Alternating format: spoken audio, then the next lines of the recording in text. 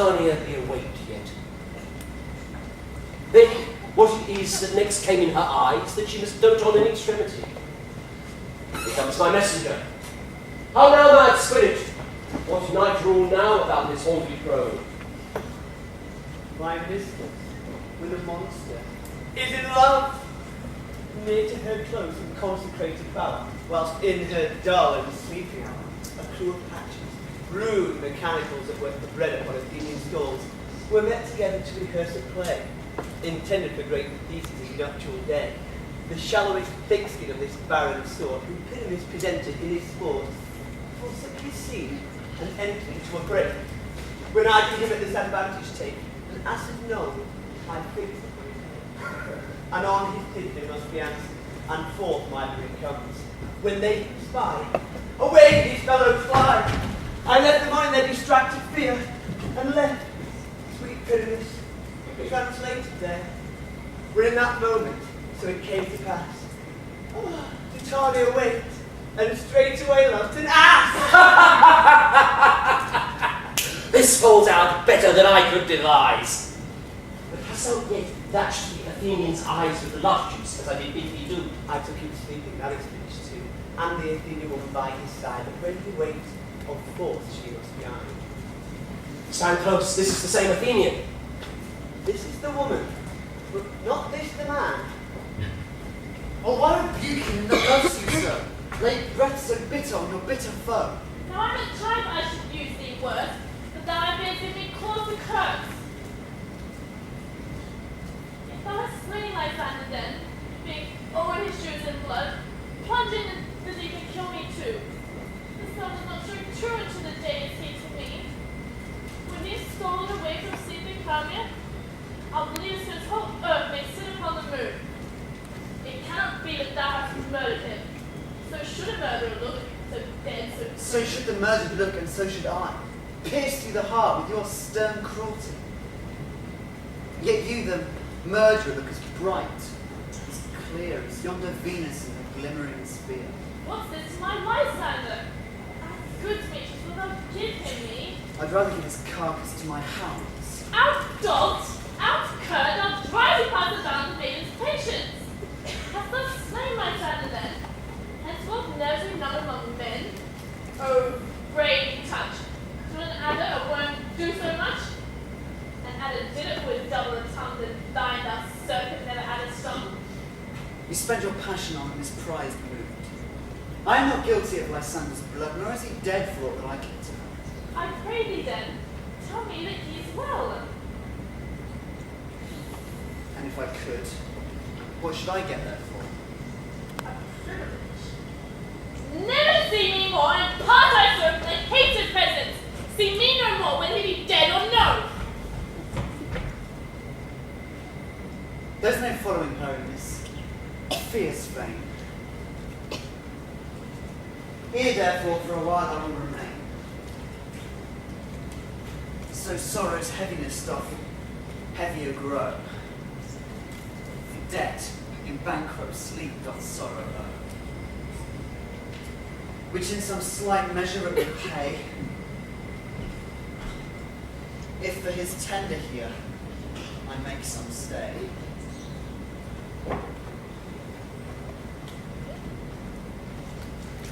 What hast thou done? Thou hast mistaken quite, and laid the love juice on some true love sight. Of thy misprision must be forcing to some true love turn, not a false turn true.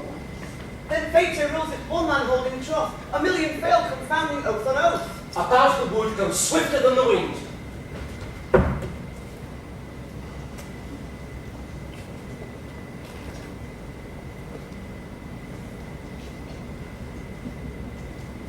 And Helena of Athens look thou find. All fancy sick she is, and pale of cheer, with sighs of love that cost the fresh blood dear. By some illusion, see thou bring her here. I'll charm his eyes against you here. I go! Look how I go! Swifter than an arrow from a Tartar's bow. Flower of this purple dye, lit with Cupid's archery, sink in apple of his eye. When his love he doth espy, let her shine as gloriously as the Venus of the sky. When thou wait, if she be by, beg of her for remedy. Captain, our fair band, Helena is here at hand, and the youth mistook by me, pleading for his lover's feet. Shall we their fond pageant see? Lord, what fools these mortals be. Stand aside, the noise they make will cause Demetrius to awake. They're not two upon to the one. This must needs be sport alone. And these things do best please me that before preposterously.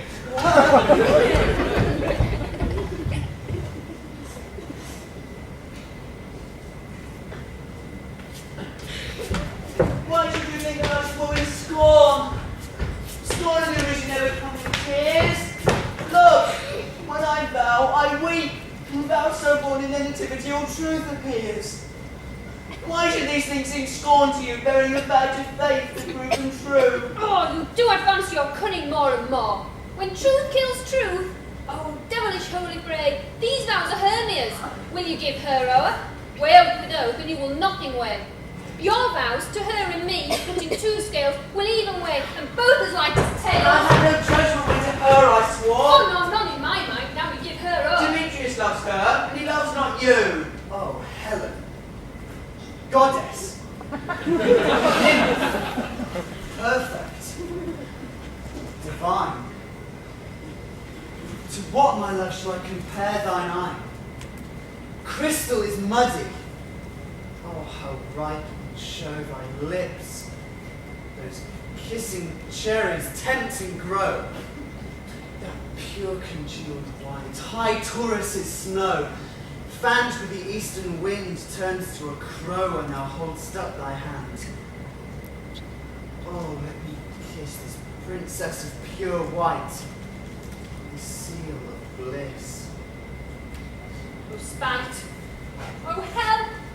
I see you both are bent to set against me for your merriment. If you were civil and knew courtesy, you would not do me thus much injury. Can you not hear me, as I know you do? But you must join in souls to mock me too. If you were men, as men you are in show, you would not use a gentle lady so, to vow and swear and super praise my parts, when I am sure that you hate me with your hearts. You both are rivals and love Hermia, now both rivals to mock Helena. Oh, a trim exploit, a manly enterprise, to conjure up tears in a poor maid's eyes with your derision. None of noble sort would so offend a virgin, and extort a poor soul's patience, all to make you sport.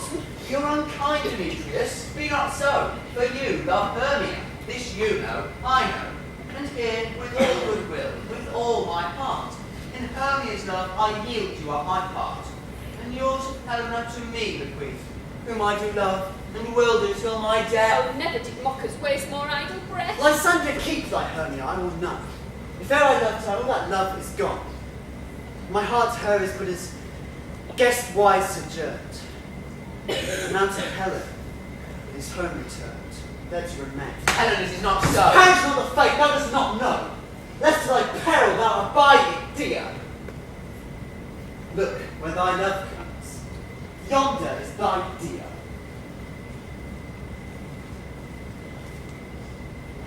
Doth neither from the eye his function taste, the ear more quick of apprehension makes. When it doth compare the seeing sense, it pays the hearing double recompense. Though I not by mine eye thy sound have found, mine ear I thank to draw me to thy sound. But why unkindly did thou leave me so? Why should he stay when love doth press to go? What love could press Lysander from my side? Lysander's love that would not let him bide. Fair Helena, who more in guilt tonight than all yon fiery ocean eyes of light. Why seek'st thou me? Could not this make thee know the hate I bear thee made me leave thee so? You speak not as you think, it cannot be. Lo, she is one of this confederacy. Now I can see they have conjoined, all three, to fashion this false sport in spite of me. Injurious Hermia, most ungrateful maid, have you conspired? Have you with these contrived to bait me with this foul derision? Is all the counsel that we two have shared? The sisters' vows, the hours that we have spent, and we have chid the hasty-footed time for parting us. Is all forgot? All school days friendship, and childhood innocence. We here, like two artificial gods, have with our needles created both one flower, both on one sampler, sitting on one cushion, both warbling one song, both in one key, as if our hands, our sides, voices and minds have been incorporate. So we grew together, like to a double cherry, seeming parted, but yet a union in partition. Two lovely berries moulded on one stem. And will you tear our ancient love asunder, to join with men in scorning your poor friend? It is not friendly. It is not maidenly. Our sex, as well as I, may chide you for it, though I alone do feel the injury. I'm amazed at your passionate words. I scorn you not, it seems you scorn me. Have you not set life asunder, as in scorn, to follow me and praise my eyes and face? And made your other love, Demetrius, who even but now did spur me with his foot, to call me goddess, nymph, divine and rare, precious, celestial. Wherefore speaks he this to her he hates? And wherefore doth Lysander deny your love, so rich within his soul, and tender me pursue perfection, but by your setting on, by your consent? What though I be not so in grace as you, so hung about with love, so fortunate, but miserable most to love unloved? This you should pity rather than despise. I understand not what you mean by this. I do. Persevere, counterfeit sad looks, make mouths upon me when I turn my back. Wink at each other, hope the sweet jester. This score well carried shall be chronicled. If you had any pity, grace, or manners, you would not make me such an argument. But fare ye well. 'Tis partly my own fault, which death or absence soon shall remedy. Stay gentle, Helena. Hear my excuse. My love, my life, my soul, fair Helena. Oh, excellent. Sweet, do not scorn her so. If she can entreat, I can compel. Thou canst compel no more than she entreat. Thy threats have no more strength than her weak prayers. Helen, I love thee. By my life I do. I swear by that which I will lose with these proven monsters. I love thee. I swear I love you more than he can do. If thou say so, withdraw and prove it too. Quick, come. Lysander, won't you tell us all this? Away, you Ethiop! No, you will seem to break loose. Take on as you would follow, but yet come not. You're a tame man. Go. Hang off, thou cat. Thou pervert. And let loose, or I will shake thee from you, thou serpent! What changes this sweet love? Thy love? Out, tawny tars, out! Although they medicine hating potion, hence! Do you not jest? Yes, Sue, and so do you. Demetrius, I'll keep my word with thee. I would have had your bond, for I perceive a weak bond holds you. I'll not trust your words. What, should I hurt her? Strike her, kill her dead? Although I hate her, I'll not harm her, sir. What? Oh, you do me greater harm than hate? Hate me? What for me? Am not I Hermia? And not you Lysander? I am as fair now as I was awhile. Yet, since night you loved me. Yet since night you left me. You left me all the gods forbid, and earnest shall I say? I by my life, and never did desire to see thee more. Therefore be out of hope, of question, of doubt. Be certain nothing truer. 'Tis no jest that I do hate thee and love Helena. Oh, me! You juggler! You hen blossom! You thief of love! What? Have you come the night and stolen my love's heart with him? Tiny babe, have you no modesty, no maiden shame, no touch of bashfulness? What? Will you tear impatient answers from my gentle tongue? Bye, you counterfeit, you puppet, you! Puppet? Why so? Why? That's where you go to dig. Now perceive that she has made her between her stances, and she hath urged her height. Ah! And with her personage, her tall personage, she hath prevailed with him. And I may grow so high in esteem because I am so dwarfish and so low. Speak, thou painted maypole! Speak! I'm not so loaded that my nails could reach unto my... Oh, I pray you will not be gentlemen. Let it not hurt me.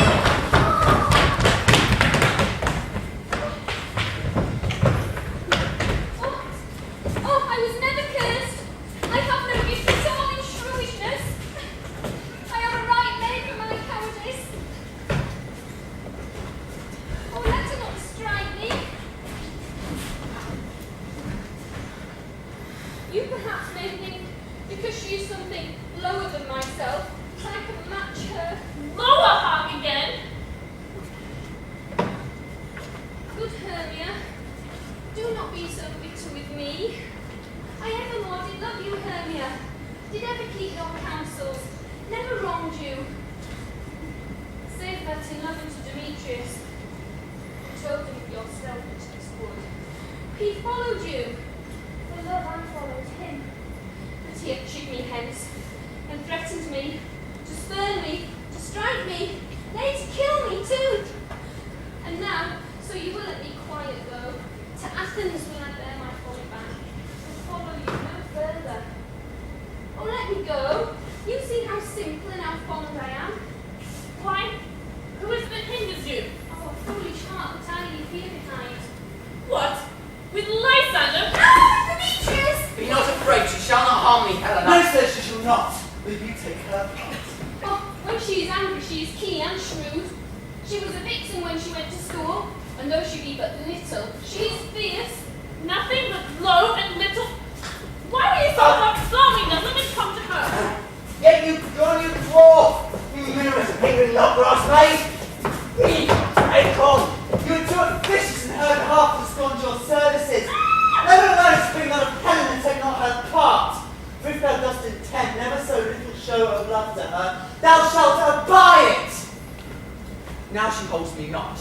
Now follow, if thou darest, to try whose right of thine or mine is most in Helena. Follow. Nay, I'll go with you.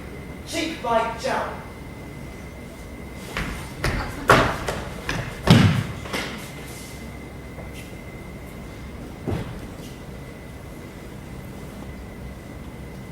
You, mistress, all this coin is long and used. Nay, go not back. I will not trust you, I, nor longer stay in your cursed company. Your hands and mine are quick for a fray, but my legs are longer though, to run away. I'm amazed and know not what to say. This is thy negligence. Still thou mistakest, or else commits thy knaveries wilfully. Believe me, King of Shadows, I mistook. Did not you tell me I should know the man by the Athenian garments he had on? And so far blameless proves my enterprise, that I have anointed of Athenians' eyes. And so far my cunning so did sort, as this there jangling I esteem a sport. Thou seest these lovers seek a place to fight. High therefore, Robin, and overcast the night. The starry welkin cover thou anon with drooping fog, as black as Acheron, and lead these testy rivals so astray as one comes not within another's way, to lower their brows, death counterfeiting sleep, with leaden legs and batty wings that creep. Then crush this herb into Lysander's eye, whose liquor had this virtuous property to take from thence all error with his might, and make his eyeballs roll with wonted sight. When they next wake, all derision shall seem a dream and fruitless vision. Then back to Athens shall the lovers wend, with league whose date till death shall never end. Whilst I in this affair do thee employ, I'll to my queen, and beg her Indian boy, and then I will her charming eye release from monsters' view, and all things shall be peace. But my very lord, this must be done with haste, for night's swift dragons cut the clouds full fast. And yonder shines Aurora's harbinger. And whose approach ghosts wandering here and there, troop home to churchyards. Down the spirit soul that in crossways and floods have burial, already to their wormy beds are gone for fear lest they should look their shames upon. They wilfully themselves exhale from light and must for eye, consort with black browed night. But we are spirits of another sort. I with the morning's love have oft made sport, And like a forester, the groves may tread even until the eastern gate, all fiery red, opening on Neptune with fair blessed beams, turns to yellow gold in salt green streams. But notwithstanding, haste, make no delay. We may effect this business yet ere day. Up and down, I will lead them up and down. I am fain in feeling town. Goblin lead them up and down. Here comes one now. Where art thou, proud Demetrius? Speak thou now. Here, villain, drawn and ready, where art thou? I will be with thee straight. Follow me then to claim the ground. Lysander, speak again. Thou runaway, thou coward, art thou fled? Speak! In some bush, where dost thou hide thy head? Thou coward, art thou running to the stars, telling the bushes that thou lookest for wars and will not come? Come, recreant, come thou child, I'll whip thee with a rod. He is the father that draws a sword on me. Yea, art thou there? Follow my voice, will try no manhood here. He goes before me and still dares me on. When I come where he calls, then he is gone. The villain is much lighter heeled than I. I followed fast, but faster he did fly. But fallen am I, in dark, uneven way. And here will rest me. Come thou, gentle day, for if but once thou show me thy grey light, I'll find Demetrius, and revenge this spite! Oh, coward, why comest thou not? Abide me if thou darest, for when I want thou once before me, shifting every place, but darest not stand or look me in the face. Where art thou now? Come hither, I am here. Nay, thou mocks me. Thou shalt buy this dear, if ever I thy face by daylight see. Now go thy way. Fame is constrained for me to measure out my length upon this cold bed.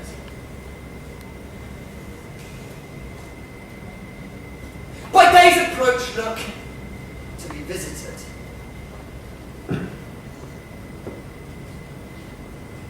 Oh, weary night. A long and tedious night. Bake thy hours.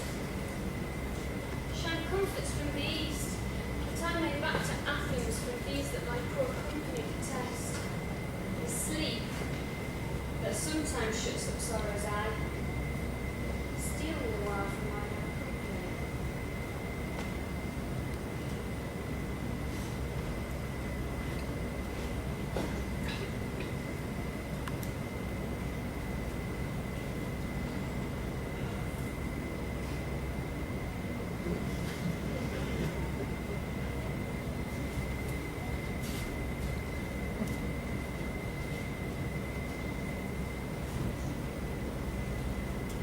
Yet but three.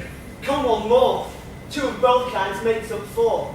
Here she comes, cursed and sad. Cupid is a knavish lad, thus to make poor females mad. Never so weary, never so in woe. Bedabbled with the dew and torn with briars. I can no further go, no further crawl. My legs can take no pace in my desires. Here are resting till the break of day. Heavens shield thy sandals, they need a prey.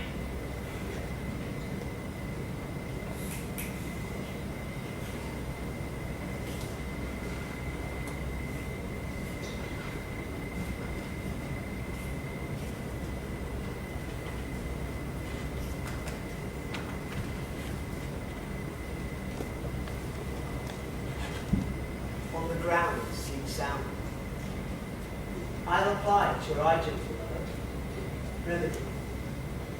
When thou wakes, thou takest true delight in the sight of thy former lady's eye. And the country proverb known, that every man shall take his own, in your waking shall be shown. Jack shall have Jill, naught shall go ill. The man shall have his Mary again, and all shall be well.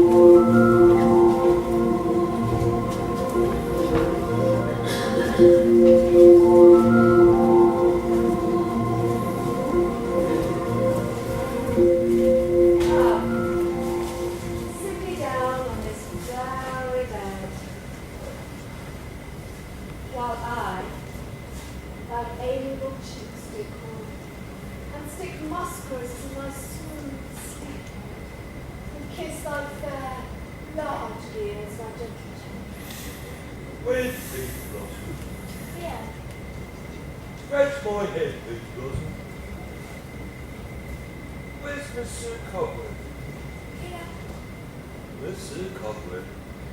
Sir, get you your weapons in your hand and kill me a red big humblebee on the top of a thistle. And, good sir, bring me the honey back. Do not fret yourself too much in the action, sir. And, goodness, sir, have a care the honey bag break not. I would be loath to have you overflown with a honey bag from you. Where's Mr. Mustard sit? Ready? Give me your knee, Mr. Mustard sit. Pray you, need your curtsy, goodness, sir. What you will. Nothing, goodness, sir, but to help cavalry cobweb to scratch. I must do the bargain, mister. For methinks I am marvellous hairy about the face. If my hair do but tickle me, I must scratch. Wilt thou say, wilt thou hear some music, my sweet love, or say that thou desirest to eat? Good, a peck of provender. I could munch your good dry oats for hours. Methinks I have a great desire to bottle of hay. Good hay. Sweet hay. Has no fellows.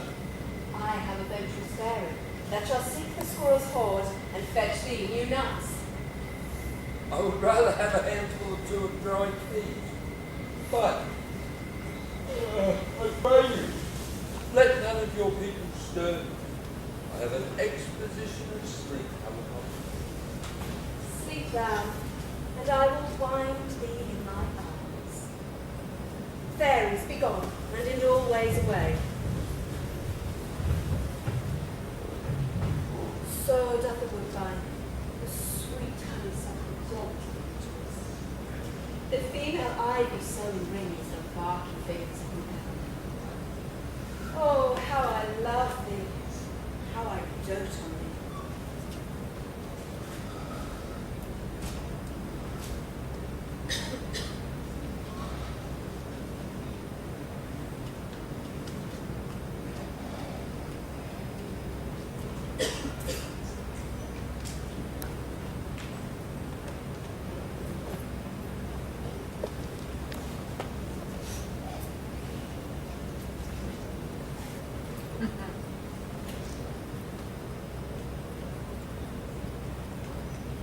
Welcome, good Robin.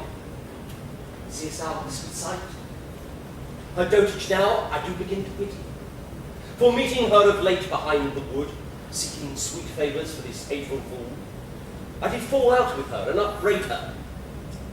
When I had, at my pleasure, taunted her, and she in mild terms begged my patience, I then did ask of her a changeling child, which straight she gave me, and her fairy sent to bear him to my bower in fairyland. And now I have the boy, I will undo this hateful imperfection of her eyes. And, gentle Puck, take this transforming scalp from off the head of this Athenian swain, that he, waking when the others do, may all back again to Athens repair, and think no more of this night's accidents than as the fierce vexations of a dream. But first, I will release the fairy queen.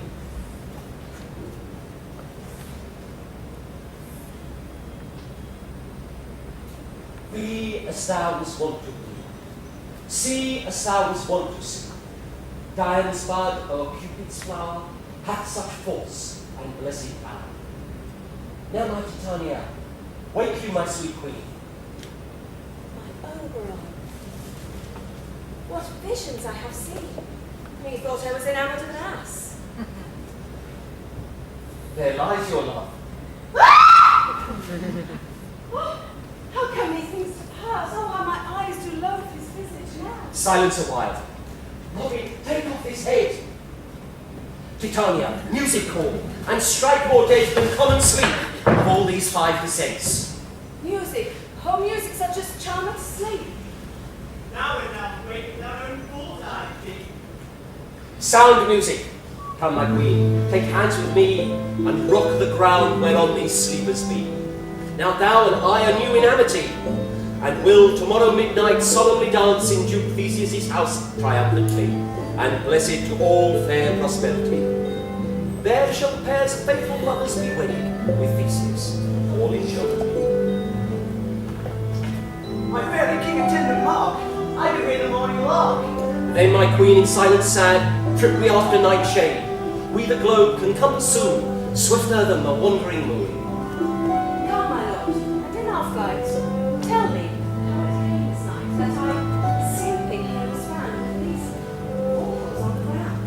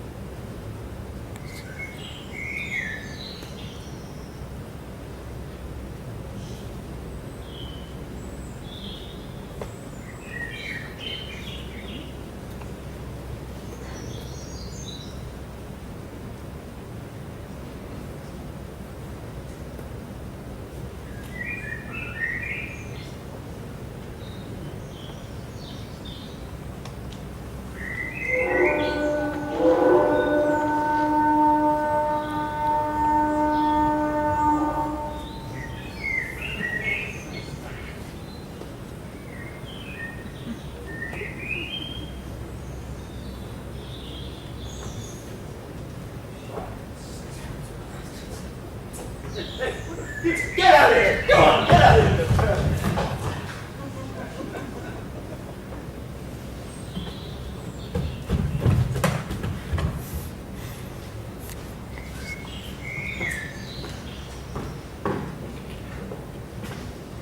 Go, one of you, and find out the forester. For now, our observation is performed, and since we have the ballad of the day, my love shall hear the music of my hounds uncouple in the western valley. Let them go! Dispatch, I say, find the forester. We will, fair queen, up to the mountain's top, and there mark the musical confusion of hounds and echo in conjunction. I was with Hercules and Cadmus once, when in order of Crete they bade a bear with hounds of Sparta. Never did I hear such gallant chiding, for the skies, the fountain, every region is in all one mutual cry. I never heard such musical discord, such sweet thunder. My hounds are bred out of the Spartan kind, so fluid, so sandy, and their heads are hung with ears that sweep away the morning dew, crook-kneed and dewlap like Thessalian bulls, slow in pursuit, but matched in mouth like bells, each under each, A cry more tunable was never hollow to nor cheered with horn in Crete, in Sparta, nor in Thessaly. Judge when you hear. But soft, what lips are these? My lord, this is my daughter here asleep. And this Lysander. This Demetrius. And this Helena. Oh, Midas, Helena. I wonder if they're being here together. No doubt they came here to observe the rite of May, and hearing of our intent, came here in grace of our solemnity. But speak of Zeus, is this not the day that Hermia should give answer of her choice? It is, my lord. Go and bid the huntsmen wake them with their horns.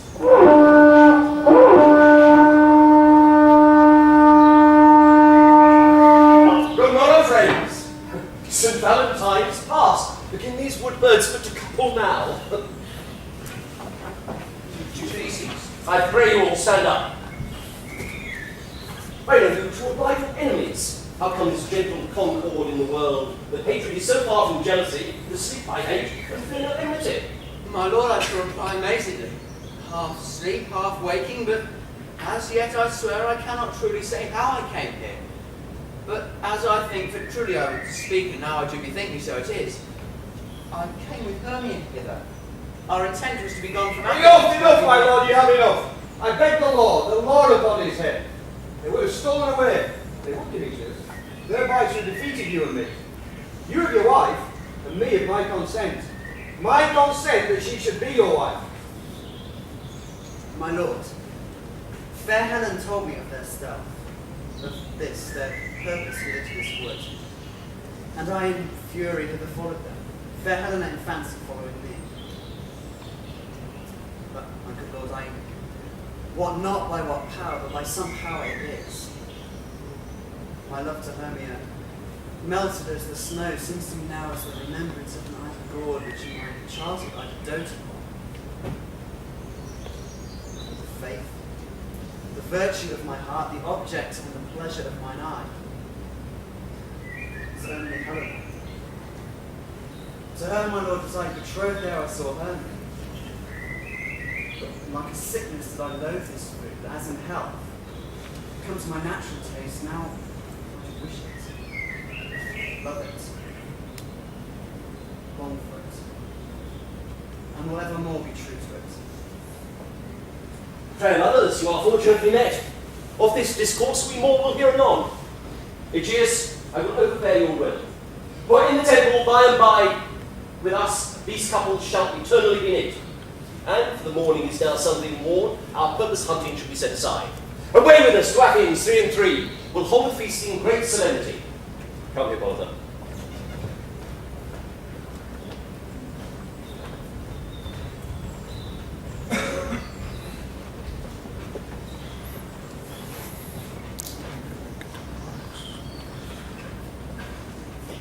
These things seem small and indistinguishable, like far-off mountains turned into clouds. Methinks I've seen things with past eye, when everything seems double. Some neat things, and I have found Demetrius, like a jewel, both mine own and not mine own. Are you sure that we are awake? It seems that yet we sleep, we dream. Do not you think the Duke was here and bid us follow? Yea, and my father, And Hippolyta, And he did bid us follow to the temple. Why then we are awake, let us follow. And by the way, let us recount our dreams.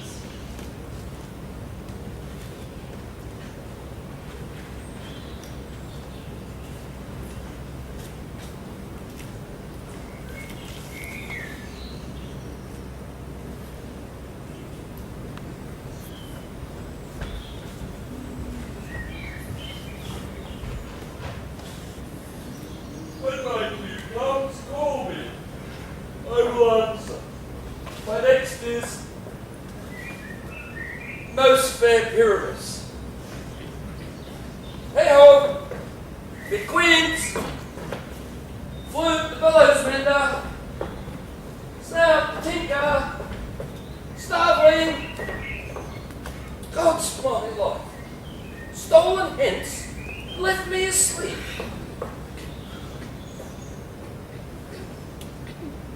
I've had a most rare vision.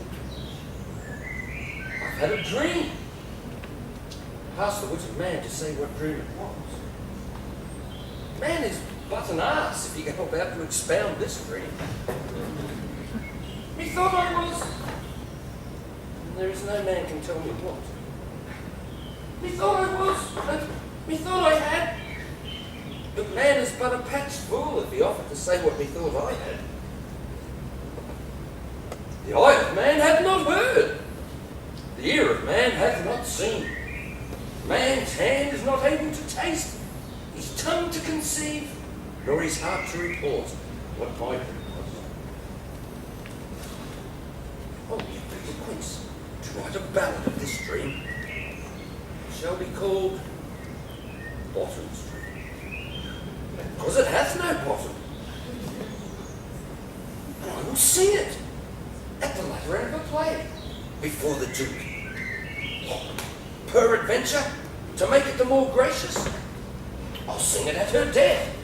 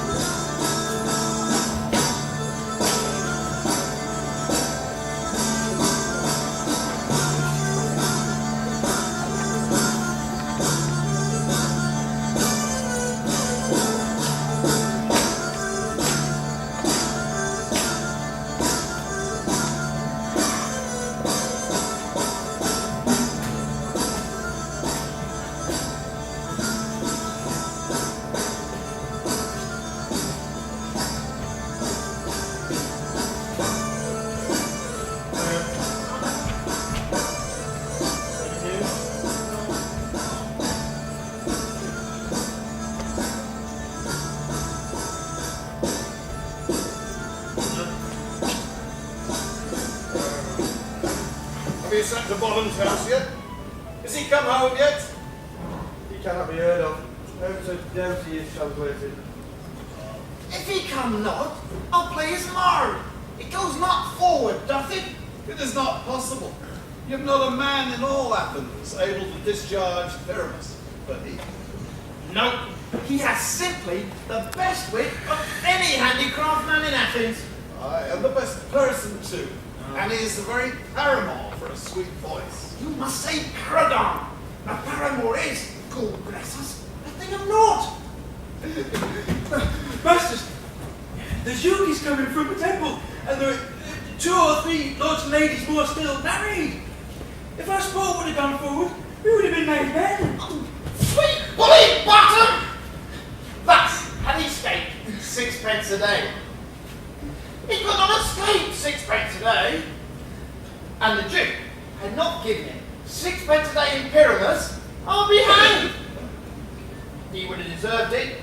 6 a day in Pyramus, or nothing. Where are these lads? Where are these lads? Oh, courageous days! Those crappy hour! Masters, I am to discourse wonders. Ask me with what? For if I tell you, I am not sure it is. I will tell you everything, right as it fell out. Oh, let us hear, sweet bottom. Not a word from me. All that I will tell you is that the Duke has dined. Get your apparel together. New strings for your beads, new ribbons for your pumps. Meet presently at the palace. Every man will go over his part for the short and the long is. Our play is preferred. In any case, let Disney have clean linen.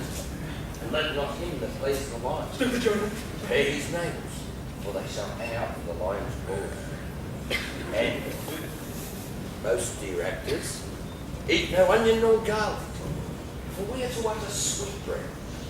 I do not doubt to hear them say, "It is a sweet one." No more words. Away. Go! Away!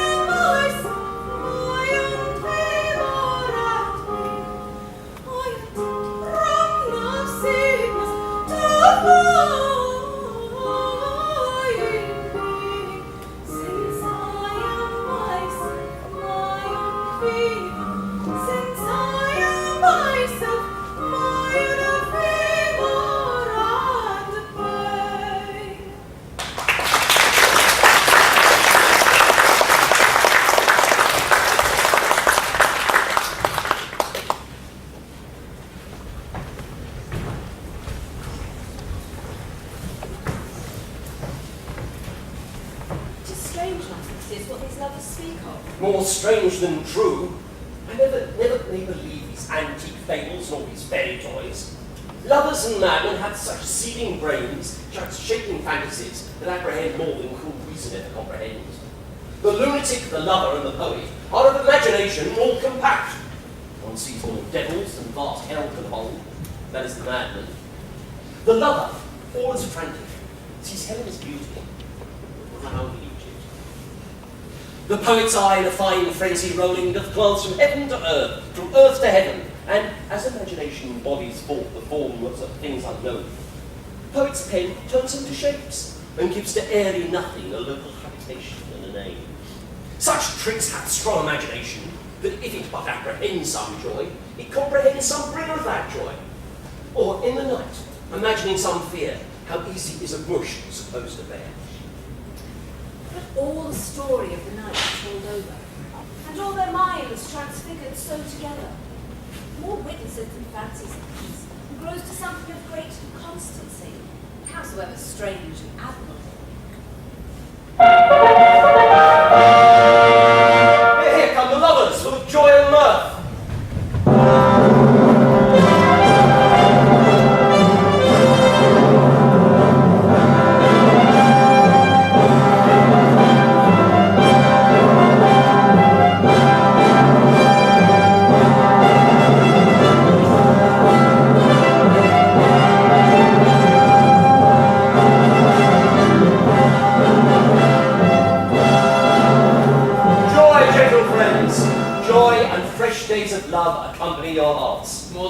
to wait on your royal walks, go aboard, go back.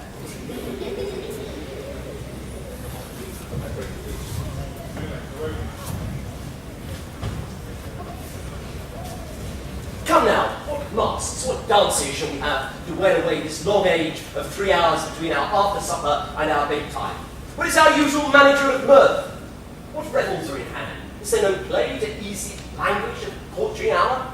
Call for the strate. Here, my Theseus. Say, what abridgment have we for this evening? What masks, what music? How shall we beguile the lazy time, if not with some delight? There's a brief. How many sports are right?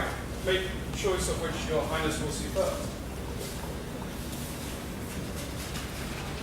The Battle of the Centaurs, as sung by an Athenian eunuch to the harp. Will none of that. Then I told my love in honour of my kinsman, Hercules. The riot of the tipsy bacchanals tearing the Thracian singer in their rage. That is an old device. It was played when I from Thebes came last the conqueror. The thrice three muses, mourning the death of learning, late deceased in bed. Some satire, keen and critical, not sorting with a nuptial ceremony. A tedious brief scene of Pyramus and his love Thisbe.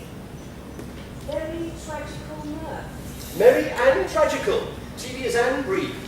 That is hot ice and wondrous strange snow. How shall we find the concord of this discord? A play there is, my lord, some 10 words long, which is as brief as I have known a play.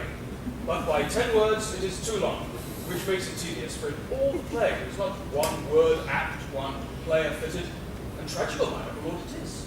For Pyramus therein doth kill himself, which when I saw rehearsed, I must confess, made my eyes water. But more merry tears than passion of loud laughter never shed. What are they that do play? The higher-handed men that work in Athens here, that never laboured in their minds till now, and now have toiled their unbreathed memories with this same play against your nuptial. And we will hear it. No, my noble lord, it's not for you.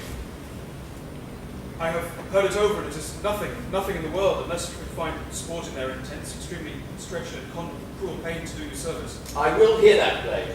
But never anything can be amiss when simpleness and duty tender it. Go bring them in. My lord. And ladies, take your places.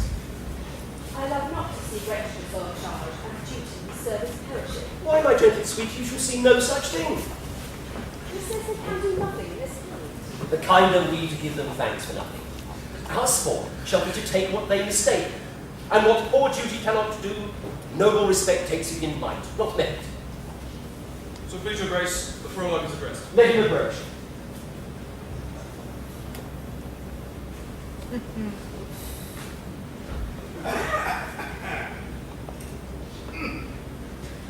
If we offend, it is with our goodwill that you should think. We come not to offend, but with goodwill, to show our simple skill that is the true beginning of our end. Consider then, we come, but in despite we are not here, as minded to content you. Our true intent is, all for your delight we are not here. That you should hear repent you, the actors are at hand. And by their show, ye shall know all what you are like to know. This fellow does not stand upon points. Gentles, perchance you wonder at this show, but wander on till truth makes all things plain. This man is Pyramus, if you will. This beauteous lady. This beings, certain. This man, with lime and rough cast, presented wall, that vile wall which did these lovers sunder, and through whose cheek they were content to whisper, and the which let no man wonder. This man with lanthorn, dog, and bush of thorns, presented moonshine. For by moonshine, if you would know, did these lovers think no scorn to meet at Nidus tree, there, to room. This grisly beast, which lion hight by name, the beauteous Thisbe, coming first by night, did scare away, or rather, did affright. And as she fled, her mantle she did fall, which lion vile, with bloody mouth, did stain. Anon comes Pyramus, sweet youth, and tall, and sees his lover's mantle slain, whereat, with bloody, blameful blade, he boldly broached his boiling bloody breast, and Thisbe, tarrying in mulberry shade, his dagger drew, and died. For all the rest, let lion, moonshine, war, and lovers twain at large discourse, while here they do relate. I wonder if the lion will speak. No one, my lord, one lion may, when many asses do.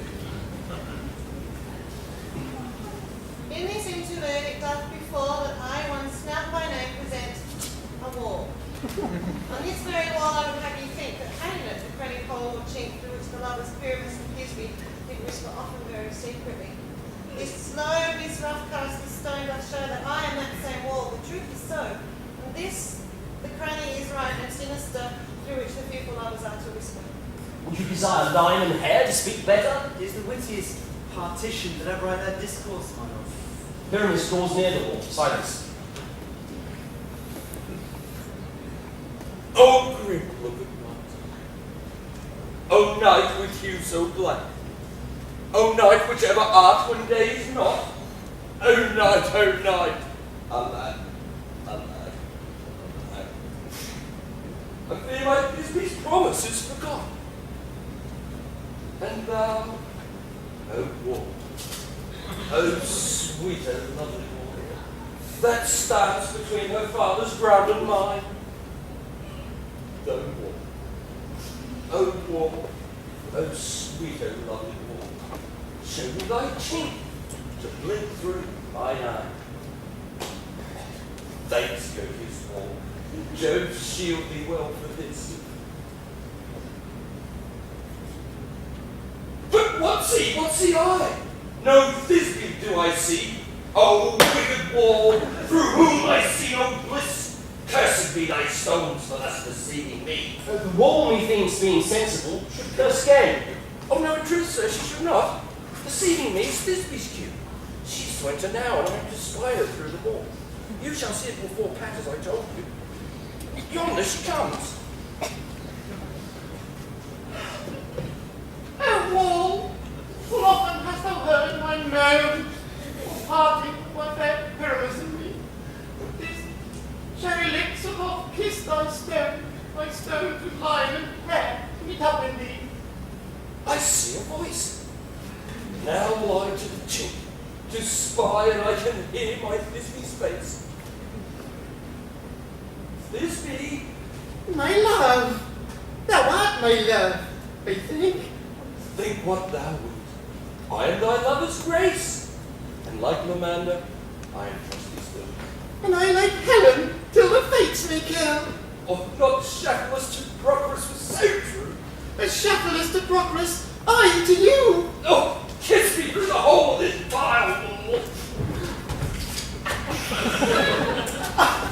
Ew.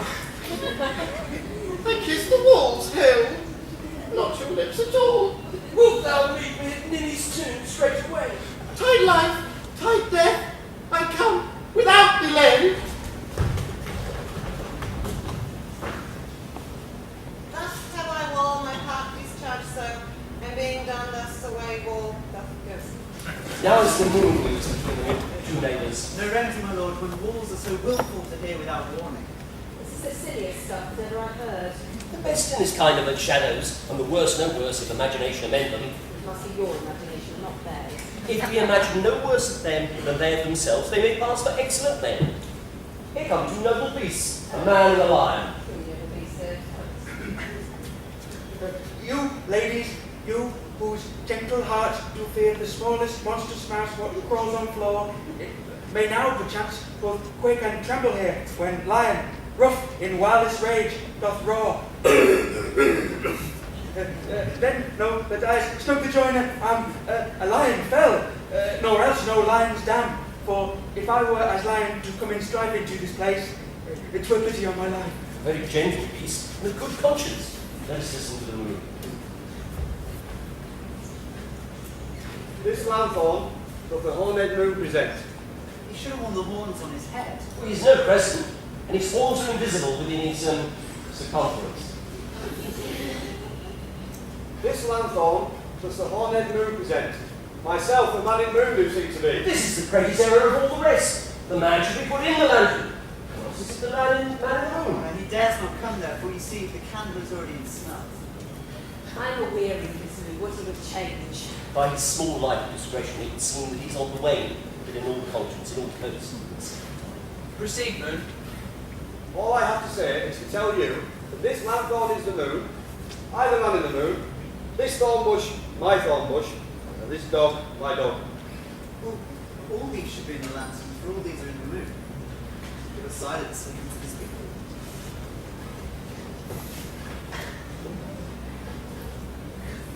This is old Minnie's tomb. Nina's tomb. Nina's tomb. Where is my love? Well roared, lion. Well run, Thisbe. Well shone, Moon. The moon shines with good grace. Well mouse line. And King Pyramus.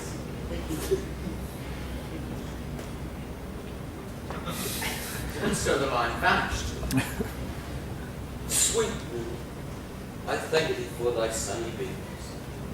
I thank thee, moon, for shining now so bright.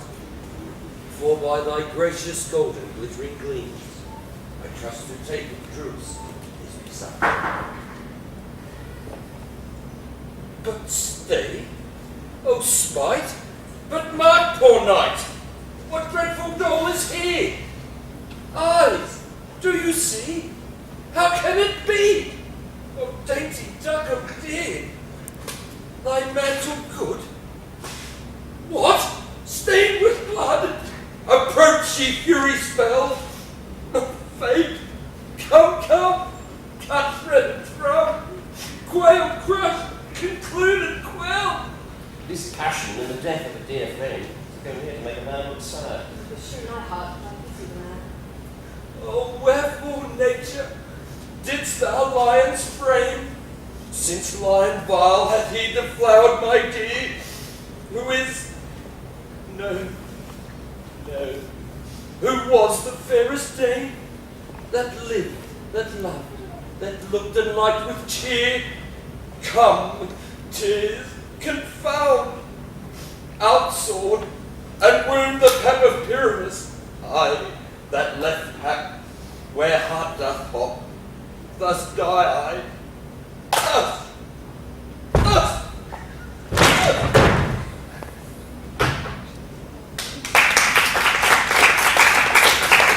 Now am I dead?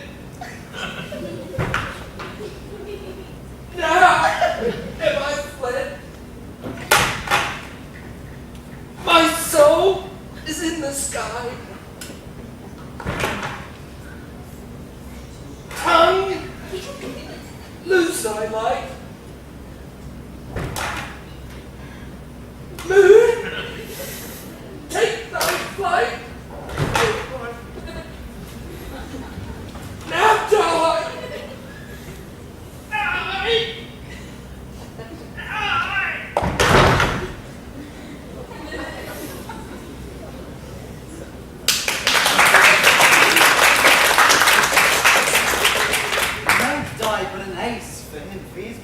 Less than an ace, man. He's dead. He's nothing. With the help of the surgeon, he may yet recover and may yet prove an ass. How chance moonshine is gone before Thisbe returns to find her lover? She will find him by starlight. Here she comes, and her passion ends the play. Methinks she should not use a long one for such a Pyramus.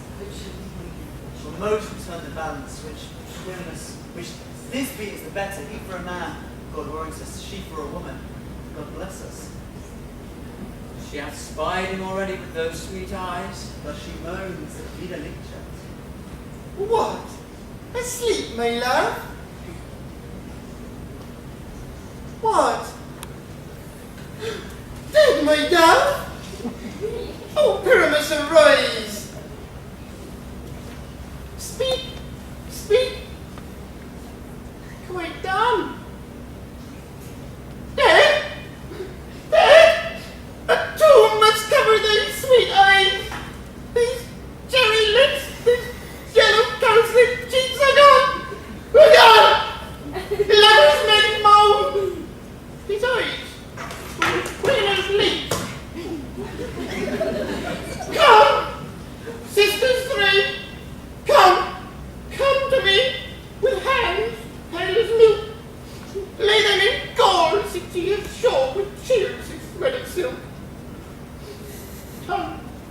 Not a word. Come, faithful blade. Come, blade my breast in brew. Farewell, friend. Thus is the end. Adieu. Adieu. Adieu.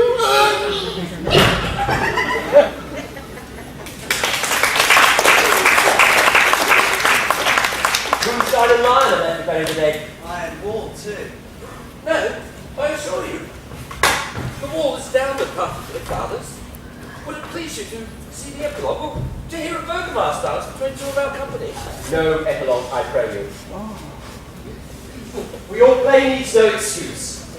Never excuse, for when all that played it are dead, there need none left to be blamed. Now, if he had written and played Pyramus and hanged himself in Thisbe's garter, it would have been a fine tragedy. And so it is, very truly, very notably performed.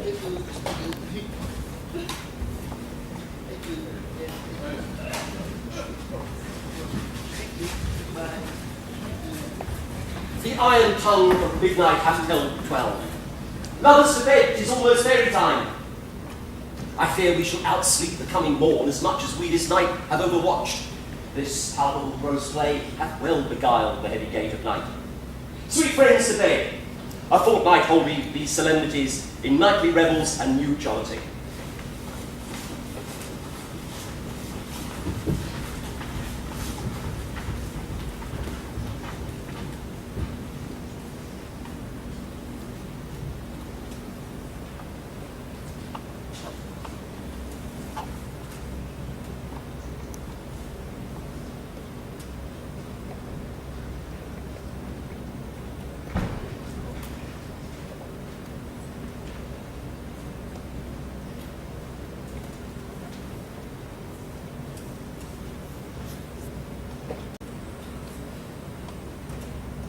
Now the hungry lion roars, and the wolf behowls the moon, whilst the heavy crown restores all the weary tasks will do.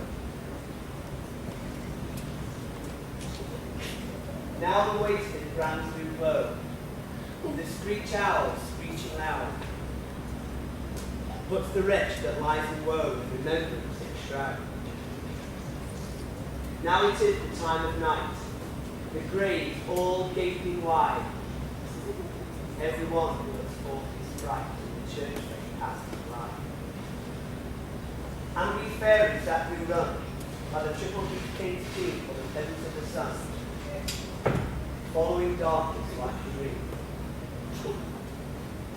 Now our folly. Not a mouse shall disturb this hallowed house. I am sent with broom before, to sweep the dust behind the door.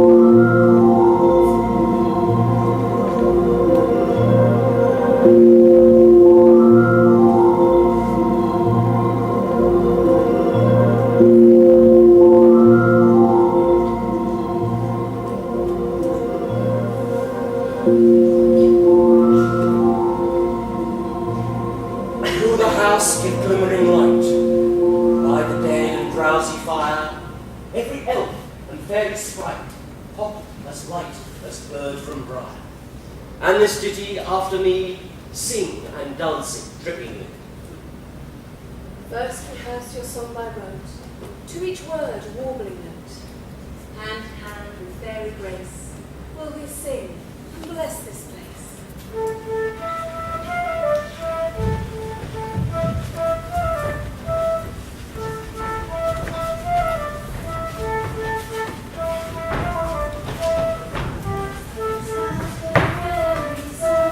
From now until break of day, through this house each fairy stray. To the best right bed will we, which by us shall blessed be. and the issue there create ever shall be fortunate.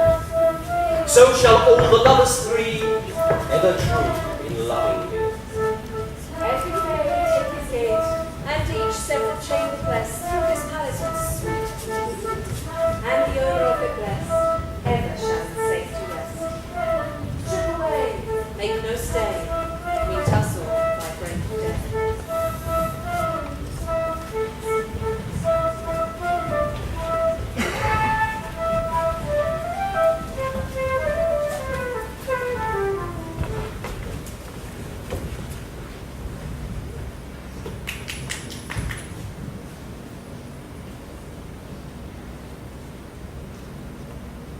If we shadows have offended, think but this, and all is mended, that you have but slumbered here, whilst these visions did appear. And this weak and idle theme, no more yielding, but a dream. Gentles, do not reprehend, if you pardon we will mend, and as I'm an honest puck, if we have unearned luck. Now to scape the serpent's tongue, we will make amends ere long. Else the puck a liar call. So, good night unto you all. Give me your hands if we be friends, and Robin shall restore amends.